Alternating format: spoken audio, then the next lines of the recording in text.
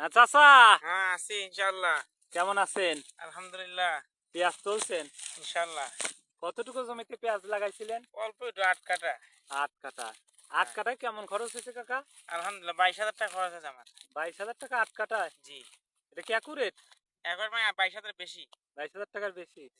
তো এই ৮ কাঠা জমিতে আপনি আহ, কিরকম ফলন আশা করছেন? ইনশাআল্লাহ ২৫-৩০ হয়তো এমন প্রতিশত কিছু হবে একটা ২০-২৫ মন। মন 25 হোক।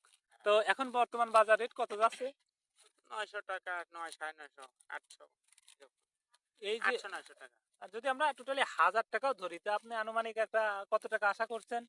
হয়তো ১০০০ টাকা হলে একটা ২৫ মন হলে ২৫,০০০ টাকা। 25,000 টাকা। জি। তা আপনার খরচ হয়েছে যেন কত? ২২,০০০ টাকা। 22,000 টাকা। তাহলে এই 3,000 টাকা মতন আর কি লস। থাকে। জি। কিন্তু 3,000 টাকা তো আর নিজের পরিশ্রম আছে না। আছে। নিজের পরিশ্রম আছে না, তো হ্যাঁ। নিজের পরিশ্রমে যদি হয় তাহলে তো কৃষকের কিছু থাকে না। না। জি, মাশাআল্লাহ, যতই ফলন যতই ভালো হোক, দাম যদি না থাকে তাহলে জি। তো আর বলুন আহ, আলহামদুলিল্লাহ ইনশাআল্লাহ আল্লাহ খারাপ জানে।